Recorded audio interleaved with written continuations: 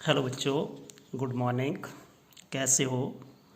आज माँ की लोच ज्ञात करने की जो तीसरी विधि, ज्यामितिक विधि या जियोमेट्रिक मेथड, उसका वर्णन करने जा रहा हूँ।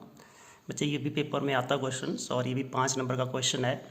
इसका प्रतिपादन भी डॉक्टर मार्शल ने किया था। इस विधि के अनुसार किसी भी मांग वक्र के ऊपर, जैसे आपका मांग वक्र MN है, किसी भी मांग वक्र के ऊपर किसी भी बिंदु की मांग की लोच को ज्ञात करने के लिए हम इस विधि का प्रयोग करते हैं। इस मांग वक्र के ऊपर MN एक आपका मांग वक्र है, जिसके अंदर या ये आपका एक चित्र बना जिसके अंदर OX अक्ष के अंदर वस्तु की मात्रा, OY अक्ष के ऊपर हमने वस्तु की कीमत को लिया है। P एक विशेष बिंदु है। P ऐसा विशेष बिंदु है जिसमें से Pn और Pm बराबर है। विशेष बिंदु मीन्स एक आपका एक ऐसा स्पेशल पॉइंट है जिसके अंदर lower segment and upper segment both are equal. Lower and upper segments they are equal. It means in this figure MP that is equal to Pn। ठीक है, MP that is equal to Pn। अब आपने क्या करना है कि कोई भी आपका मांग वक्र है, जैसे मान लीजिए आपका MN एक मांग वक्र है, इसके अंदर आपने अलग अलग बिंदु ले लिए। जैसे आपका बिंदु आपका एक M है, A है, P है, B है, N। इन बिंदुओं की आपने मांग की लोच ज्ञात करनी है। तो जब भी हमने मांग की लोच ज्ञात करनी है, when we have to calculate the price elasticity of demand, तो जो लोअर सेगमेंट है, निचले वाला हिस्सा, उसको ऊपले वाले हिस्से से भाग दे करके आप क्या कर सकते हैं, मांग की लोच को ज्ञात कर सकते हैं। इस क्वेश्चन को करने से पहले मैं आपको थोड़ा सा बताना चाहता हूँ। जैसे मान लीजिए आपकी कोई भी संख्या जिसके अंदर न्यूमिनेटर बड़ा है, यानी कि अंश बड़ा है, यानी कि बड़ी संख्या को हम छोटी संख्या से भाग देते हैं। जैसे आपने 3/2 कर दिया, इसका जो रिजल्ट आएगा वो कितना आ गया, 1.5। यानी कि बड़ी संख्या को छोटी संख्या से भाग देने पर रिजल्ट ग्रेटर देन 1 आएगा। बराबर संख्या को बराबर संख्या से भाग देने पे 1 आता है, और छोटी संख्या को बड़ी संख्या से भाग देने पर कितना आ रहा है, यहाँ पे 0.6 लेस देन 1 आता है। इसी कंसेप्ट को हमने इसमें यूज़ करना है कि लोअर सेगमेंट आपका बड़ा है तो आपकी मांग की लोच इकाई से अधिक आएगी, और लोअर सेगमेंट आपका छोटा है तो लोअर सेगमेंट मतलब निचले वाला भाग आपका छोटा है तो मांग की लोच इकाई से कम आएगी। और निचले वाला और ऊपले वाला, लोअर और अपर सेगमेंट दोनों बराबर हैं, इस स्थिति के अंदर मांग की लोच इकाई आएगी। ठीक है, अब इसकी सहायता से हम इस चित्र के अंदर जो अलग अलग बिंदु हैं उन बिंदुओं की मैं मांग की लोच को ज्ञात कर रहा हूँ। जैसे सबसे पहले हम चलते हैं कौन से बिंदु के ऊपर, P बिंदु के ऊपर। P बिंदु पर, बिंदु P पर, बिंदु P पर, बिंदु P पर Pn और Pm बराबर हैं। ठीक है, इस बिंदु पर अब आपका हम मांग की लोच निकालेंगे। ED किसके बराबर हो जाएगा, बिंदु P पर निचले वाला हिस्सा कितना आपका Pn और ऊपले वाला हिस्सा है Pm। मैंने आपको बताया कि दोनों ही बराबर हैं, क्योंकि P एक ऐसा विशेष बिंदु है जिसमें लोअर सेगमेंट और अपर सेगमेंट दोनों बराबर हैं। इस स्थिति के अंदर मांग की लोच कितनी हो जाएगी, इकाई। ये आपका पहला केस निकल गया। पहले केस के अंदर मांग की लोच कितनी निकल रही है, इकाई। बिंदु B पर दूसरा बिंदु कौन सा आ गया, बिंदु B पर आपने ये लिख लेना पूरा। बिंदु B पर, B बिंदु के जो निचले वाला हिस्सा है वहाँ पे हम ED ज्ञात करेंगे। देखिए ED, इसके निचले वाला हिस्सा Bn है और इसका अपर वाला जो हिस्सा है, या इसको बोल सकते हैं ऊपरी भाग, वो Bm है। अब आप देख रहे हो बच्चे, फिगर से बिल्कुल लग रहा है पता कि Bn जो बहुत छोटा है, Bm बहुत बड़ा है।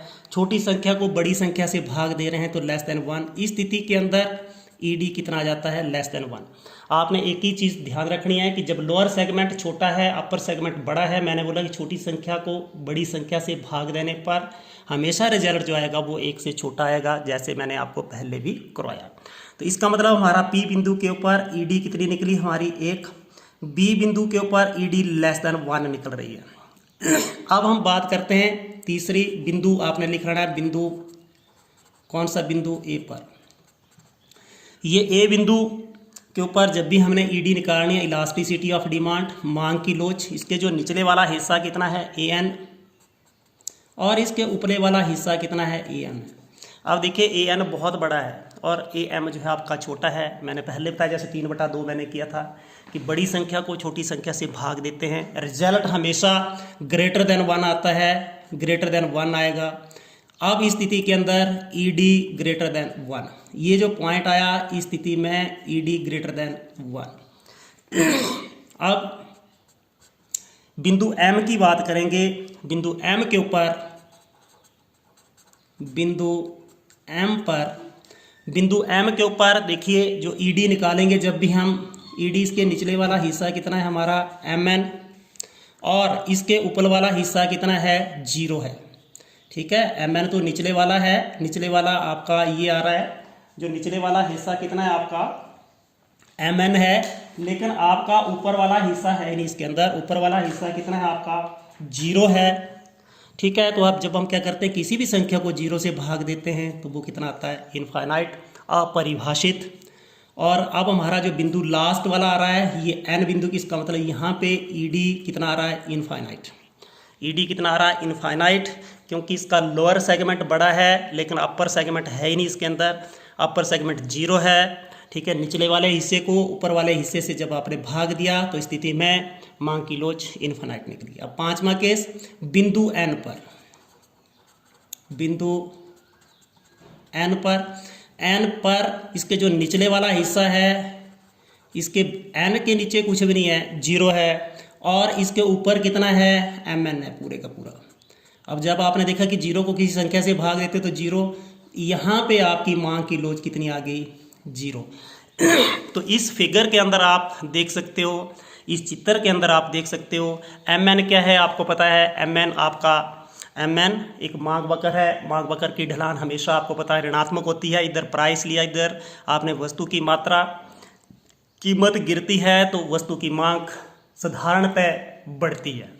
ठीक है, यहाँ पे अब 3 पॉइंट्स आपको पता है। यहाँ पे पी बिंदु के ऊपर मांग की इकाई लोचदार है, यूनिटरी इलास्टिक है। यूनिटरी इलास्टिक मीन्स यहाँ पर मांग की लोच इकाई है 1 के बराबर है, ऊपर वाला और निचले वाला हिस्सा बिल्कुल बराबर है। बी बिंदु के ऊपर निचले वाला हिस्सा छोटा है, ऊपरी वाला हिस्सा बड़ा है, इस स्थिति में मांग की लोच इकाई से कम है।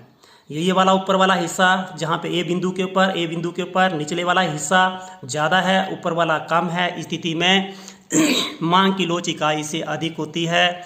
ई डी के ऊपर यहाँ पे निचले वाला हिस्सा 0, ऊपर वाला एम एन है। ठीक है, तो इस स्थिति के अंदर मांग की लोच 0, लेकिन बिंदु एम पर, एम बिंदु के ऊपर निचले वाला हिस्सा बहुत बड़ा है लेकिन ऊपर वाला 0 है, तो इस स्थिति के अंदर मांग की लोच कितनी है इनफाइनाइट है। जब भी आपने इस क्वेश्चन को करना है तो इस क्वेश्चन के अंदर मांग की लोच ज्ञात करने के लिए आपने नीचे वाले हिस्से को, कोई भी बिंदु जिसकी हमने मांग की लोच ज्ञात करनी है, उस बिंदु के जो निचले वाला हिस्सा है उसको ऊपर वाले हिस्से से हम भाग करके मांग की लोच को ज्ञात कर सकते हैं। We can calculate price elasticity of demand by dividing lower segment by the upper segment. ये क्वेश्चंस आपने करना है, इसके नोट्स आपने बनाने हैं, इसका सब्जेक्ट मटेरियल मैं आपको भेज रहा हूँ। इसके बाद जो दूसरा क्वेश्चन है, जो हमारा सेकंड क्वेश्चन है,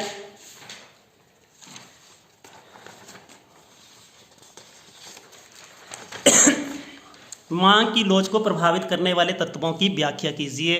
मांग की लोच को प्रभावित करने वाले तत्व, फैक्टर इफेक्टिंग या factor determining the price elasticity of demand, यानी कि जो मांग की लोच मैंने आपको पहले भी बताया था, price elasticity of demand, price में चेंज आती है उससे आपकी मांग में भी चेंज आती है। जो प्राइस इलास्टिसिटी ऑफ डिमांड उसको कैलकुलेट करती है, यानी कि मांग, इसके मांग की जो लोच है या इसकी मांग की कीमत लोच, कीमत में होने वाले परिवर्तन के फलस्वरूप मांग में होने वाले परिवर्तन को मापती है। तो इसको प्रभावित करने वाले तत्व कौन कौन से हो सकते हैं? What are the factors which effects the demand, demand मांग की या elasticity of demand, elasticity of demand को प्रभावित करने वाले तत्वों की हमने व्याख्या करनी है। तो पहला है वस्तु की प्रकृति, नेचर ऑफ गुड, जो है नेचर ऑफ गुड्स या नेचर ऑफ कमोडिटीज। कमोडिटी। तो बच्चे आपको पता है हमारी वस्तुएं अलग अलग प्रकार की होती है, जैसे अनिवार्य वस्तुएं हैं, विलासिता की वस्तुएं हैं, आरामदायक वस्तुएं हैं। जैसे आपको पता है अनिवार्य वस्तुएं में से हमारा कौन कौन से आता है, जो भी हमारी अनिवार्य वस्तुएं हैं, अनिवार्य वस्तुओं के अंदर नमक है, मिट्टी का तेल है, माचिस है, पाठ्य पुस्तकें हैं, ये अनिवार्य वस्तुएं होती है। और इनकी मांग की लोच कैसी होती है, कम विलोचदार होती है, क्योंकि कीमत में होने वाले परिवर्तन का इसके ऊपर कोई इतना ज़्यादा प्रभाव नहीं पड़ता है।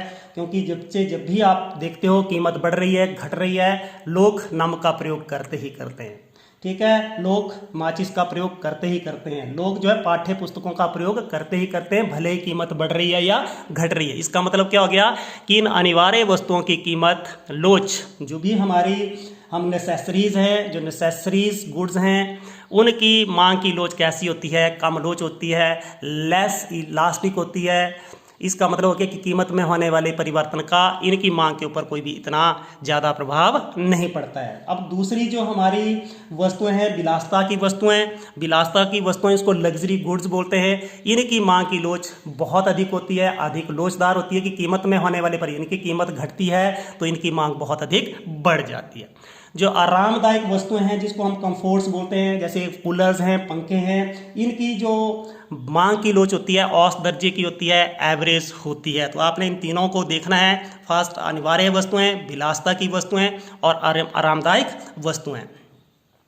ये आपकी इंग्लिश वालों के लिए, इंग्लिश वालों ने भी इसको लिख लेना है। उसके बाद जो दूसरा है स्थानांतरण वस्तुओं की उपलब्धि थी, जो मैंने आपको पहले बताया कि स्थानांतरण वस्तुएं कौन सी होती है, सब्स्टिट्यूट गुड्स वो गुड्स होती हैं जिनका हम एक दूसरे के स्थान पर प्रयोग कर सकते हैं और इनकी मांग की लोच भी अधिक लोचदार होती है। जैसे स्थानांतरण वस्तुओं में से मैंने आपको बताया कोका कोला, पेप्सी कोला, स्याही वाला पेन, बाल पेन, और उसके बाद जैसे संतरे का रस आ गया, मौसमी का रस आ गया, चाय और कॉफ़ी, ये सारी की सारी स्थानांतरण वस्तुएं होती है। इसमें से जब भी एक की कीमत बढ़ जाती है तो दूसरे की मांग बहुत बढ़ जाती है, ठीक है। तो ये स्थानांतरण वस्तुओं की उपलब्धि, जिन वस्तुओं के स्थानांतरण उपलब्ध होते हैं, जिन वस्तुओं के सब्स्टिट्यूट उपलब्ध होते हैं, उनकी मांग की लोच बहुत अधिक होती है, ठीक है। जो अगला है विभिन्न उपयोग वाली वस्तुएं, हमारी इसको बोल सकते हैं इकोनॉमी की अर्थव्यवस्था के अंदर ऐसी बहुत सारी वस्तुएं होती है जिनके मैनी यूजेस होते हैं, बहुत सारे प्रयोग होते हैं। जैसे आपका बिजली के बहुत सारे प्रयोग हैं, दूध के बहुत सारे प्रयोग हैं।